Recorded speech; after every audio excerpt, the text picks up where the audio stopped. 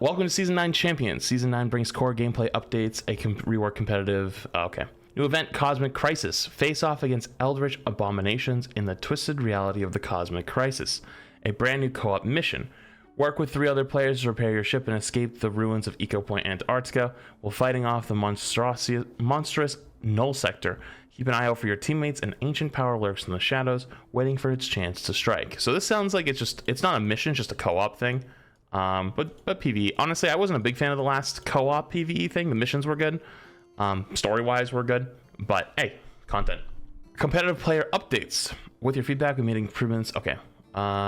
Transparency. Yeah, we all know that already.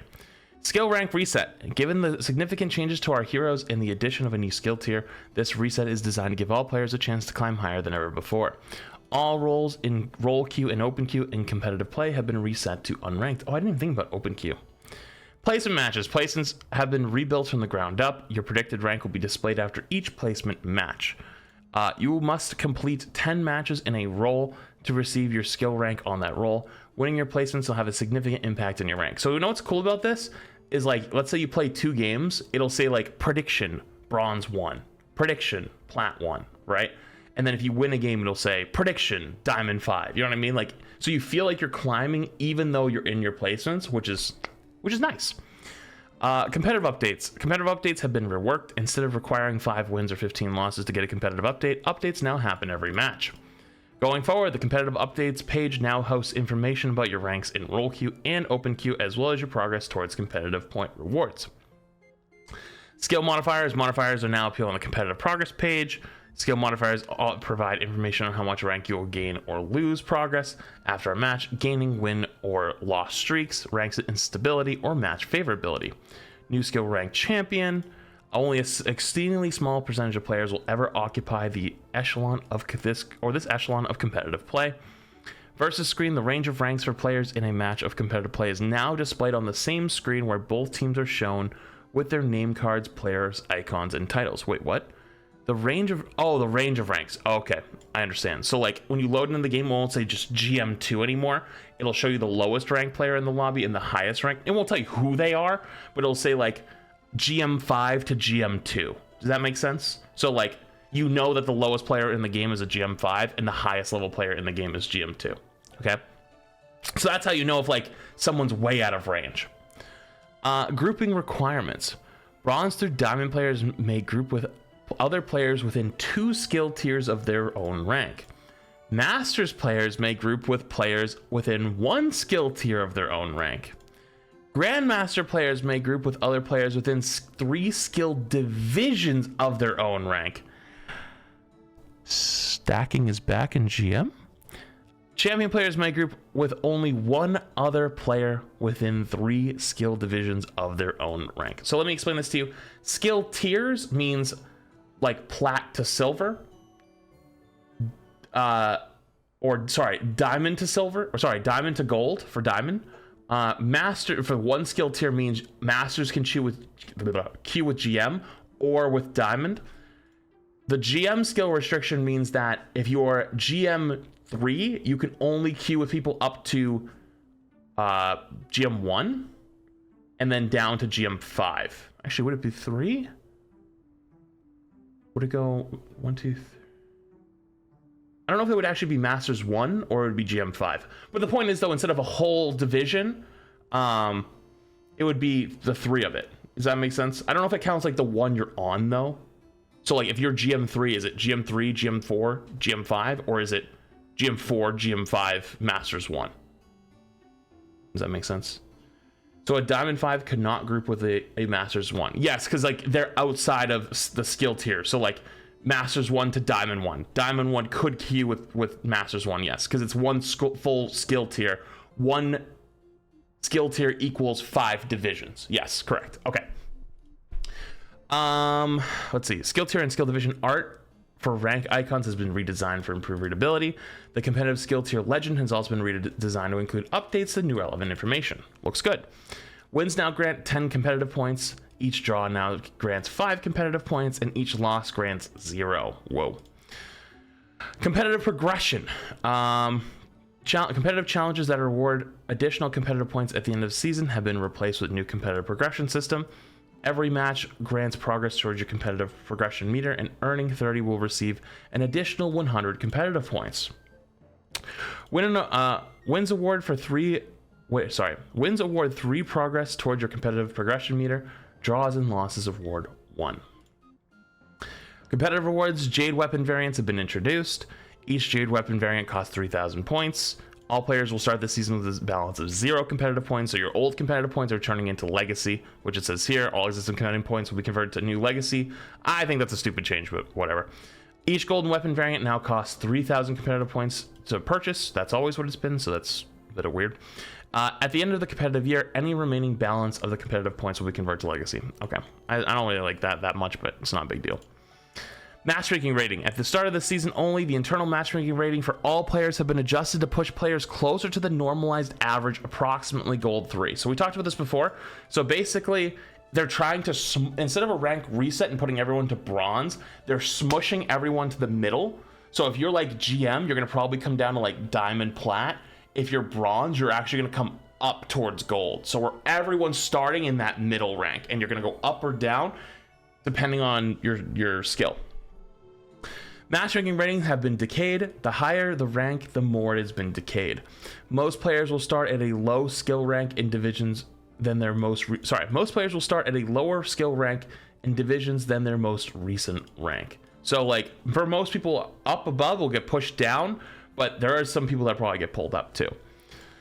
Competitive challenges. Competitive challenges removed. Rewards and progress for competitive play are now displayed on the competitive progress page, and titles are rewarded at the end of the season. Okay, nothing new there.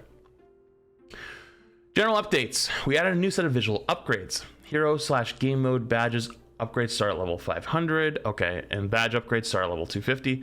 Wrecking Ball title rewards are renamed from champion to champ to align with Junker Queen's usage of the title and avoid confusion with the new champion rank. Adjusted amounts needed to level up certain sub badges for Maga and Alari. Friend endorsements, okay, whatever. You can just endorse your friends now. Added a feature for controller/keyboard users that remembers what you had focus when backing out of screens. Okay, cool. Crosshair update. They added a bunch of new crosshairs: square, box, line, tri-wig, fall off. New dots added as well, and reticle colors: brown, dark red, light red, purple, gray, teal. These are cool. There's a lot more options now. All right, hero updates. Season 9 features changes to the fundamentals of Overwatch gameplay that affect every hero. We've heard the community's feedback around some gameplay pain points, and these changes are in response to many of those. Most damage-dealing projectile sizes have been increased by a new global modifier added to their base size. It's hard to tell from these, like, genuinely, like, most people don't understand what these words mean, like the 0.5, 0.8. I'll let you just sit here for a sec, take a look, see which ones went up, which ones maybe didn't go up. Regardless, though, everything's going to be much bigger, except for things like Orisa Javelin, Rhine Fire Strike, I think Roadhog Hook as well. But for the most part, everything is bigger, which means you'll be hitting way more shots. Hero combined HP, base health / armor / shields increased by 15 to 25%. So 100 to 175 HP heroes increased by 25. So Tracer has 175 HP, Widow has 200. 200 to 300 HP heroes increased by 50. So Mei has now 300 HP, Reaper has 300 HP, Cassidy has 275, Ana has 250, Mercy has 250. And then tanks, 300 plus HP tanks have been increased by 75 to 100. It depends on the hero. Some got 100, some got 75. I don't know if it's going to list it below. But each hero's precise health increases are listed in their patch notes below. If that's way more or just a little bit more. So pretty much, I mean, I got to play a little bit. Not much, if I'm honest.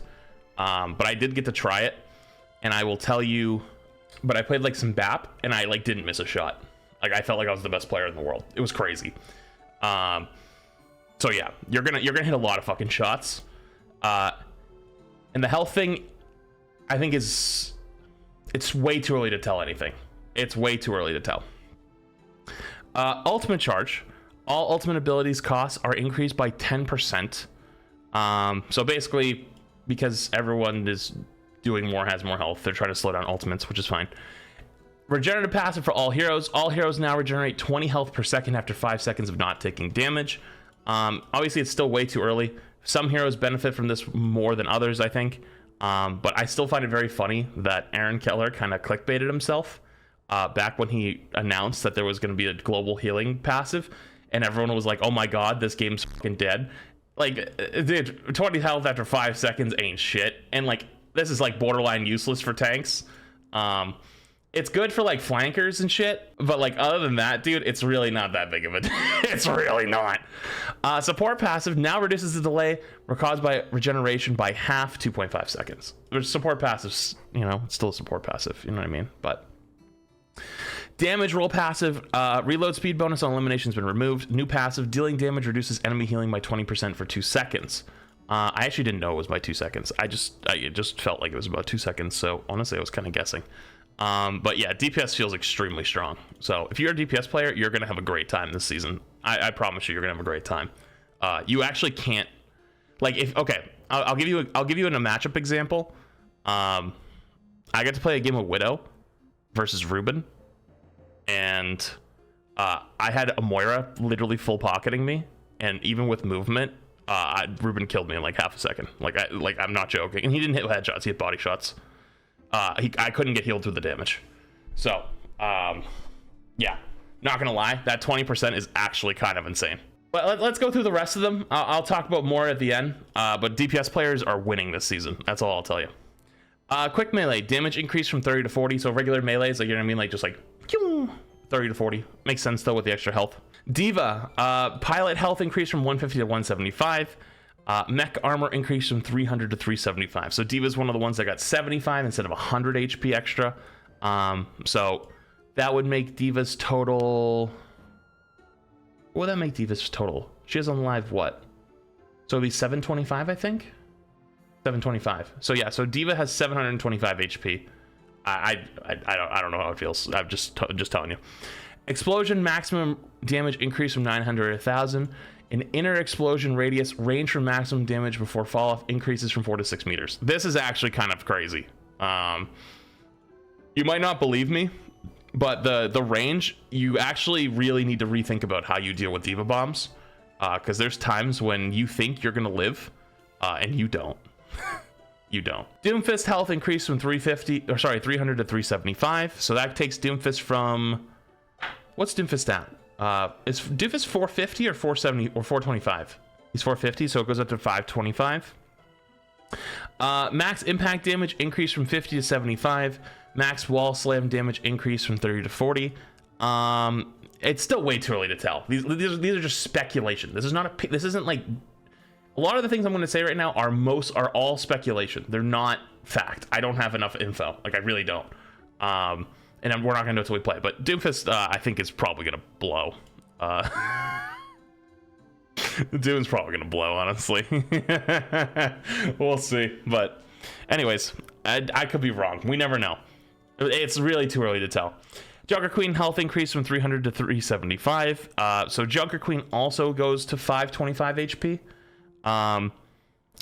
So one of the things that I know is affected by the hitbox change is knife, Junker Queen knife. So I'm not gonna lie to you, hitting knife on Junker Queen is way easier, and yeah, not gonna lie, you can get smoked very quickly by the knife combo. Rampage wound damage increased from 60 to 90. But if you notice, though, obviously you didn't get a left click buff, like her shotgun doesn't do more, so you might not get one shot. Like you know, like even now on today's patch, like if you're 200 HP and you get knifed in and you get like in air headshot melee, you'll probably die. You'll live that combo, which is great. But the knife's just easier to hit. So Maga health increase from 300 to 400. So he just, what has he got? How much health does Maga have nowadays? I don't even know. They changed it so many times. He's just got a ridiculous amount. Orisa, armor increased from 275 to 350. This one's low-key kind of insane. Because not only is it 75 extra health, it's armor. So, I mean, I don't know how it's going to be. But Orisa could end up being really strong, just because like she's like a wall. But again, way too early to tell. Way too early to tell. Ramatra, health increase from 200 to 275. So base Ramatra has how much? 450. So he's 425 base form, and then in punchy form, I think he's got what, 650 or 675. So then he would have an extra. So is he 750 or 725? I don't remember. It's a lot. He go punch. Reinhardt, health increase from 200 to 250 and armor increase from 250 to 275. So Reinhardt got an extra 250 health and 25 armor. That's not all. Rocket Hammer also increased damage from 80 to 100 or 85 to 100. So swing, hammer go swing. And then charge, wall impact damage increased from 225 to 275. There's one thing that's being left off of here. Do you guys notice the Fire Strike isn't here? Yeah. Swings and Fire Striking doing the same amount of damage is kind of sad, not gonna lie. That shouldn't have got left behind. It makes no sense. Like, it actually, if anything, that just kind of, you know, there's no point in even sitting back and Fire Striking anymore. Like, you literally just want to get up close and just swing. And also the window Fire Strike combo is dead, which sucks. So, yeah, big sad on that one. I will say I only got to play one game of tank, and it was verse 6, who was playing Roadhog. And nothing against, you know, my teammates. It was just like, you know, just to test shit out. But like, I didn't really have a good support comp, so hey, it might not be totally true. But tank overall kind of felt the same. Sorry, that's not true. Tank felt like you wouldn't explode. Okay, you didn't explode, but you didn't kill anything either, if that makes sense. You were just like, you existed, you know. Playing the teammates on the test server. No, listen, I'm trying to give you like a full like an actual like full well-rounded answer, because like it could have been different if I had, like, you know, you build a team comp around it, right? Let's talk about Esperanza. Didn't you get tank diff by a dev? I wasn't able to kill anything. Like, I felt like I was like fucking borderline useless. But then again, it was just only one game, so it's like, it's still way too fucking early to tell. So like, nothing right now is like sticking. I'm just telling you my experience with literally a single game. Roadhog health increased from 500 to 650. So Roadhog actually didn't get. Oh no, he got a full 100. Okay, I thought. Never mind. Math is hard. Sigma shields increased from 200 to 275. So he didn't get a health increase. He got a shield increase, which is kind of crazy, because that means that shields regenerate, right? So like, if you're not taking damage on Sigma, your shields regenerate, and then you also have the passive as well. You know what I mean? So passive should heal from the bottom, which means that if you're not taking damage on Sigma for a few seconds, you're getting shield regen plus the passive, which is kind of crazy. That's actually insane. Winston health increase from 200 to 225 and armor increase from 200 to 250. I didn't get to play any Winston at all, but he also got an increased damage from 60 to 75 damage per second on his Tesla cannon. So he's like left click. His primal rage also punch damage increased from 40 to 50. So primal rage does more damage now. Left click on Winston does more damage now. He does better. He has more armor, more health. I think Winston's probably gonna end up being pretty good. But again, though, still too early to tell. We gotta look at all the changes. There's a lot in here. Wrecking Ball armor increase from 100 to 175. I think Wrecking Ball is probably one of the only tanks that'll really benefit from the healing passive. But yeah, again, right click not touched. Yeah, you're not wrong. Right click didn't get touched on Winston, which sucks. But I wonder if they did that on purpose, though. You know, it makes me think that maybe they don't want to have as much poke, you know? Because like, even right now in like high level play, like if I queue right now Winston, I'm sitting there just right clicking on Winston the entire time. So maybe they're trying to encourage you to get more value by going in. Yeah, that makes sense. That's what I'm thinking. Zarya health increase from 100 to 175. Particle cannon primary fire beam with increase from 0.15 to 0.2 meters. So like, her chat, her left click went from like, you know, like, oh yeah, you can't miss, to like, you can't fucking miss. If you miss a Zarya left click, like genuinely, spread your arms out and like try to like touch your nose and shit. You know what I mean? Like work on your hand and eye coordination, because like, good lord, how the fuck are you missing on that thing? All right, let's get in the DPS, because this is where it gets spooky. Ashe health increase from 200 to 250. Bob's weapon damage increase from 14 to 17. Pretty big damage increase for Bob. Ashe doesn't get any changes to her actual gun damage, but you got to remember that the passive of DPS passive for her, you get 20% less healing, applies to dynamite. So if you get hit by dynamite and you're burning, you're getting 20% less healing while that's happening. They get a big dynamite on your team, your whole team's getting 20% less healing for a few seconds, because it's once you stop taking damage, it's 2 seconds. So every time a burn tick applies, it's being reapplied. Also, gonna confirm, I didn't know this till today, but the passive doesn't stack. So like if 2 different DPS shoot you, you don't get 40% less healing, it's 20% less healing, period. It can be reapplied, but it does not stack, which is good. Bastion health increase from 200 to 250. So Bastion's like 350 HP. Cassie is 225 to 275, so thick Cassidy. Deadeye initial damage rate increase from 130 to 150. Damage rate increase from 260 to 300. So they basically just buffed High Noon to keep up with the extra health. Echo health increase from 200 to 250. Focusing beam with increase from 0.2 to 0.25 meters. Again, focusing beam's just bigger now. You know what I mean? You know what I mean? Duplicate and max combined health value increase from 300 to 350 to keep up with the other changes. Genji, holy shit, Genji buffs. Health increase from 200 to 250, and Dragon Blade swing recovery increase from 0.9 to 0.7 seconds. I have no input on this, but I feel like it's... Get out of here. I feel like this is probably not going to be that good for Genji. You gotta realize, like, he's not going to be able to, like... actually, wait a minute, hold up. Now I think about it. They do get 20% less healing, but that ain't gonna matter because you're just gonna get Suzu lamped, whatever. So, Genji's probably gonna... I don't know. We'll see. So here's a big one. Hanzo health increase from 200 to 250. Storm arrow increase from 655 to 75, and cooldown reduced from 10 to 8. But I don't know if you noticed something, chat. Did you notice something? There's no buff to Hanzo's arrows. Hanzo one-shot headshot's gone.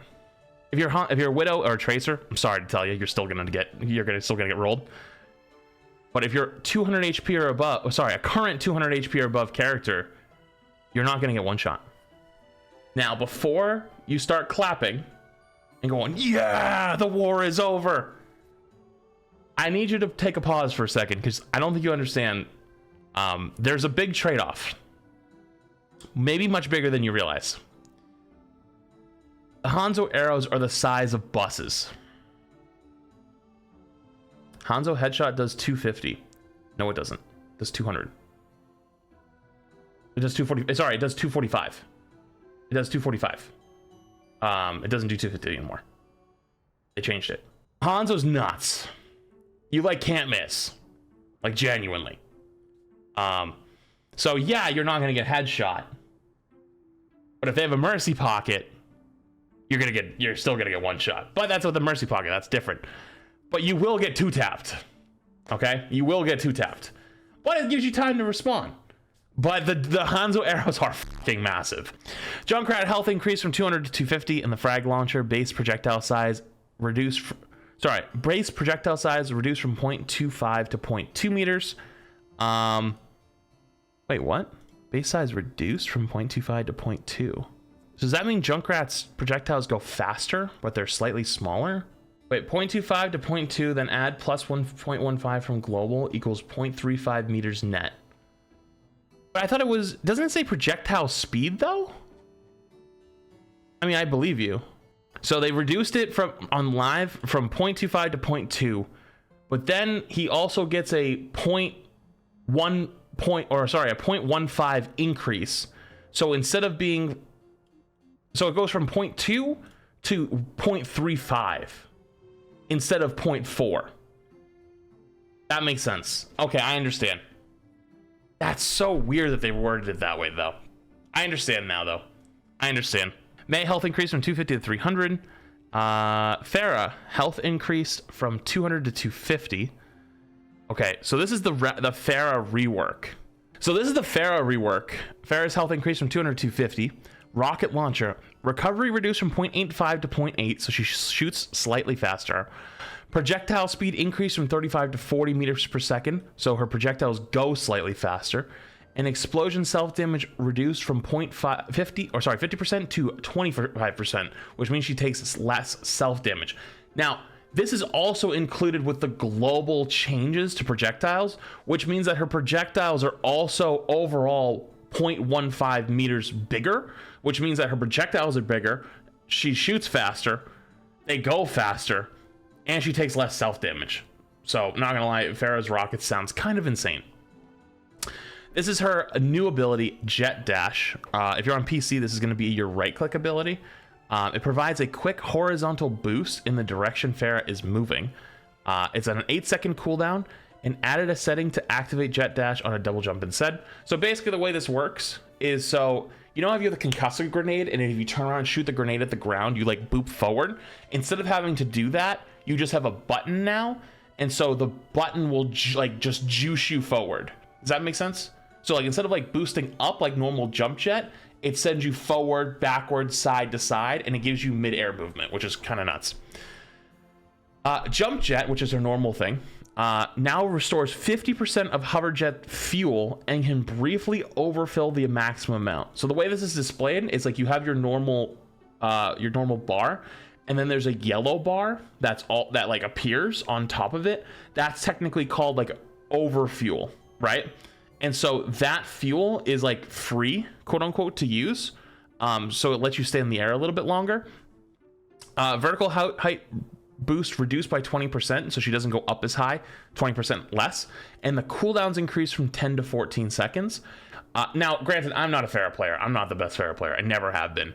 I found it very difficult to stay in the sky consistently with these changes.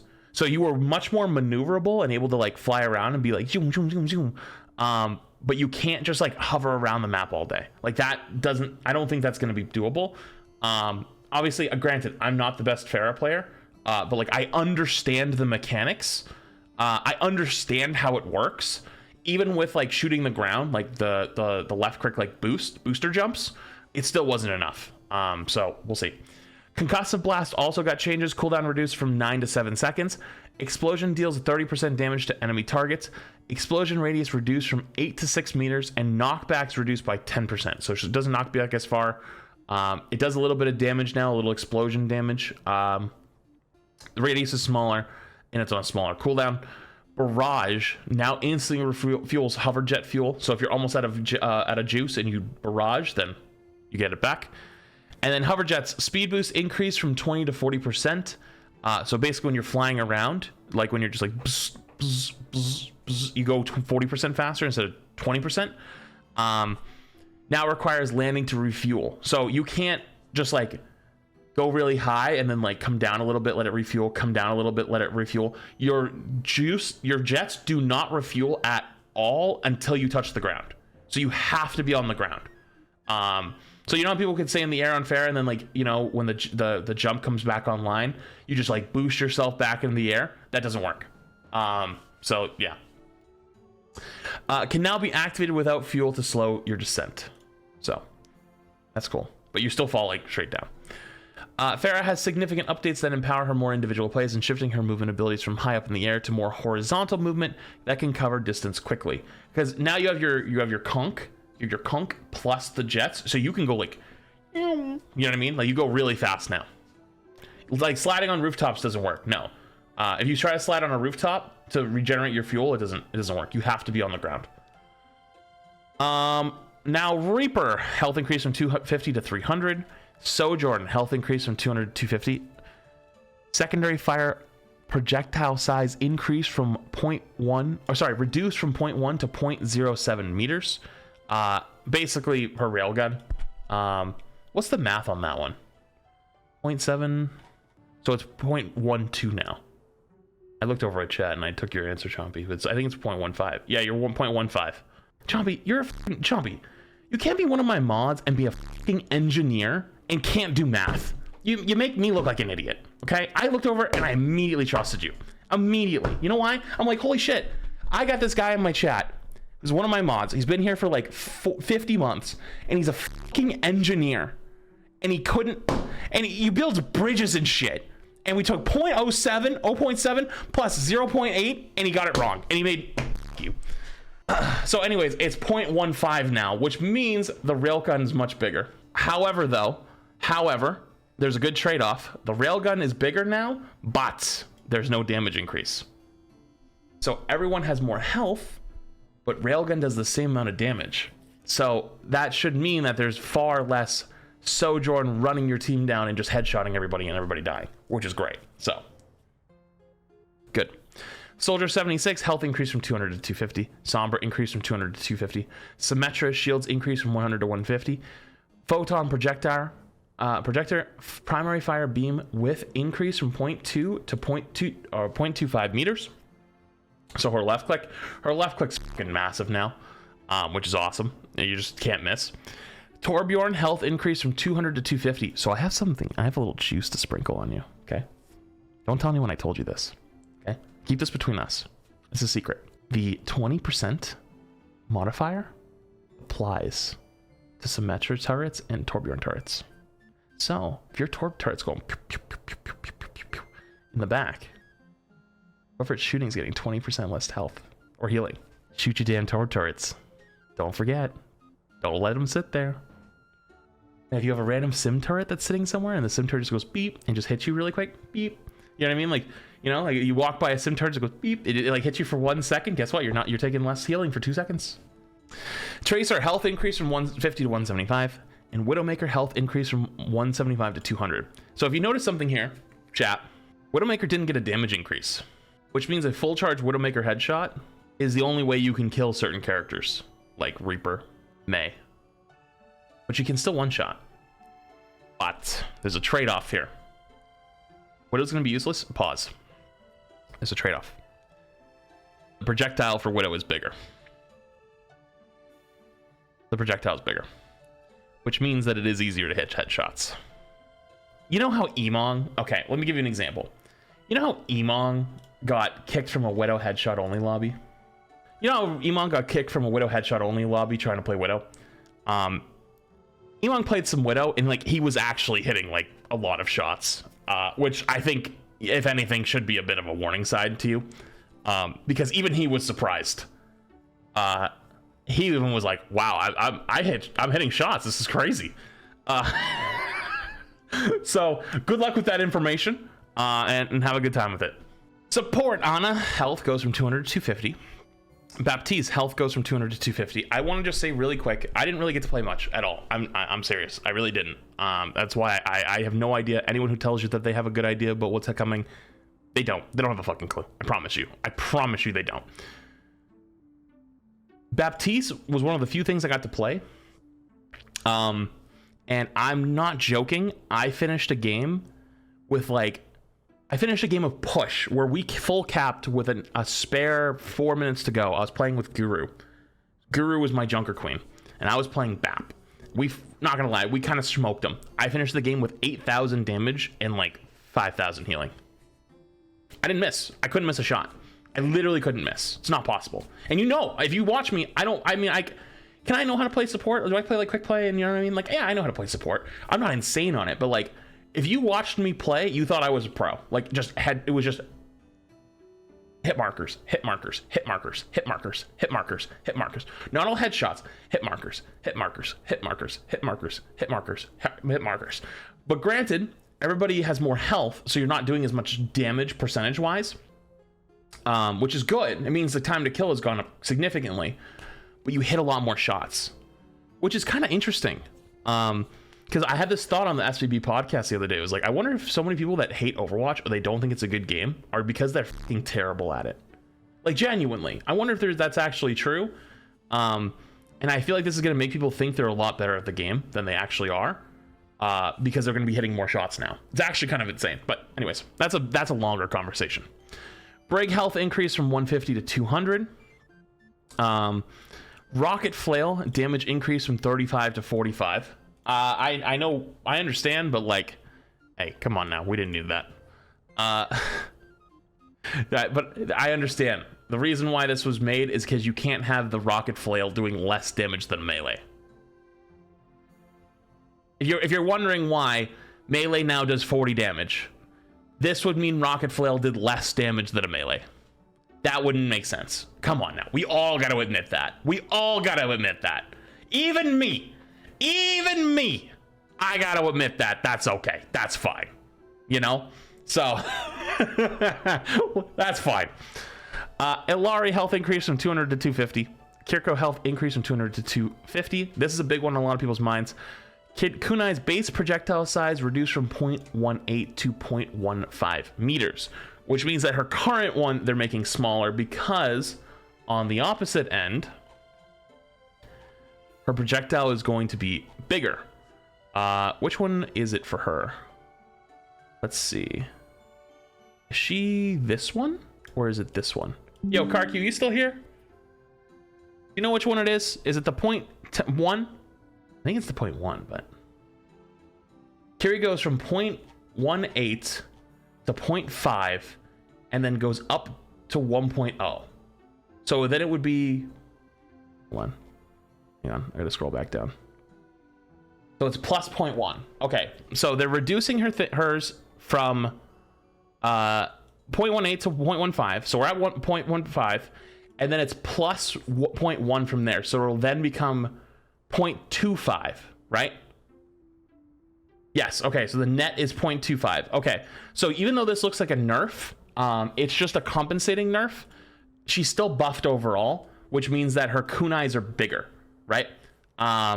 AKA, yes, on this number, it's going down, but then the global projectile size will make it bigger, which means it will go from 0.15 meters to 0.25 meters. So it's the kunai is bigger now.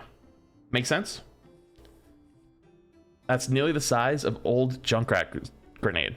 No, it actually is exactly the size of old Junkrat grenade. Don't get it twisted. It is exactly the size of old Junkrat grenade. No, don't get it twisted, dude. Lifeweaver health increase from 175 to 225. Lucio health increase from 200 to 250. Soundwave damage increase from 25 to 35. Knockback increase from 12 increased by 12%, and movement lockout duration increased from 0.3 to 0.45 seconds. Which means when you get booped, 3 things are happening. 1, you're going to get booped further. 2, you can't air strafe back for longer. And 3, I mean, okay, the 30 doesn't actually apply to boop. I had a third thing. Okay, sorry. 2 things for boop. The third one is not only are you doing more damage, but the projectile size is bigger as well, because that would be under... Let me see. I think that one's for... I think it's this one, right? I believe it's 0.15. Because it's a slow-moving one. So your projectiles are going to be 0.15 meters bigger, which I know, understand, it's really hard for you to contextualize 0.15 meters. Trust me, it's hard for me to, like, and I've been playing this game for 7 fucking years. It means that your Lucio Oreos are going to be gigantic, which means you're going to be doing more damage, which means your boops are more effective, and you're going to be hitting more shots, which means as a Lucio player, if you're going in deep, you're going to hit more shots than you normally would, which means you're going to do more damage over time than you would have done before. Plus, you get a damage buff, right? So, pretty good. Lucio's actually a big winner. Mercy, health increase from 200 to 250. Guardian Angel, active duration on crouch/jump cancel reduced from 1.5 to 1 second. So old Mercy is coming back in a lot of ways, her movement. Sympathetic recovery passive. Health recovered increase from 20 to 40% of healing dealt. So, her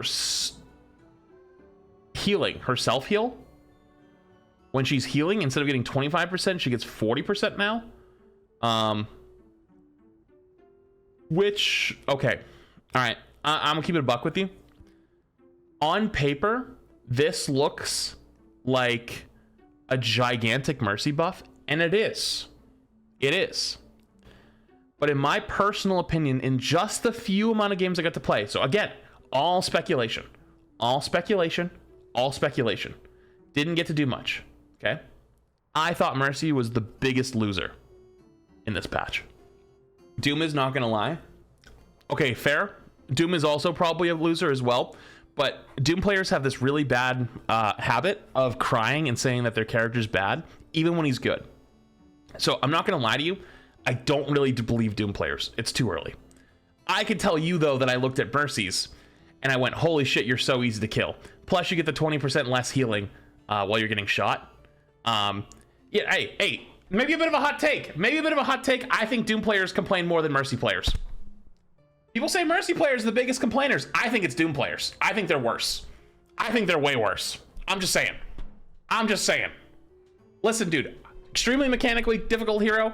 I can't play it. I give you all the respect in the world for being good at the hero, but man, y'all bitch more than anybody else.